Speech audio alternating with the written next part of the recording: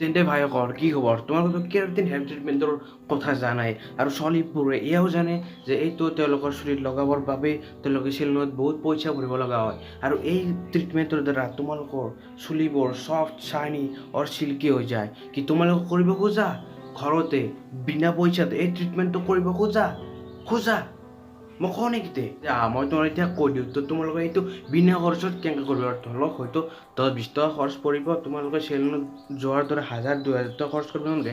ইয়াৰ বাবে ভাইসকল তোমাক লাগিব 5 চামুচ ভাতৰ পানী ৰাইচ ৱাটাৰ।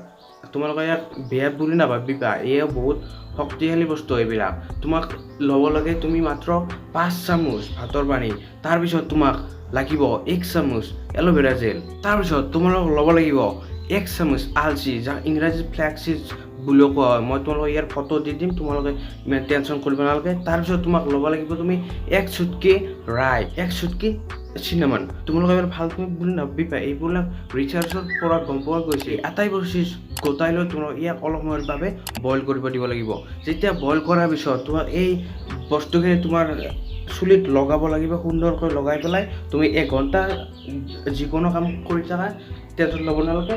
1 ঘণ্টাৰ পিছত তুমি কি কৰিব লাগিব, শ্বেম্পুৰে ধুনীয়াকৈ মূৰটো ধুই দিবা। তাৰপিছত দেখাবা যে তোমাৰ এই যে চুলিবোৰ কেৰাটিন হেয়াৰ ট্ৰিটমেণ্ট কৰাতছে কিন্তু বেছি চফ্ট চাইনি আৰু চিল্কি হৈ পৰিছে। যদি ভিডিঅ'টো ভাল লাগে তেতিয়া লাইক কৰা, শ্বেয়াৰ কৰা, চেনেলটো ছাবস্ক্ৰাইব কৰা আৰু মোক ফাৰ্ষ্ট দেখিছা এই চেনেলটো ফাৰ্ষ্ট দেখিছা তেতিয়া চেনেল ছাবস্ক্ৰাইব কৰা, লগতে ঘণ্টাটো দবোৱা যাতে তোমালোকে নটিফিকেশ্যন পাবা। থ্যাংকস ফৰ ৱাচিং, সি ইউ নেক্সট টাইম।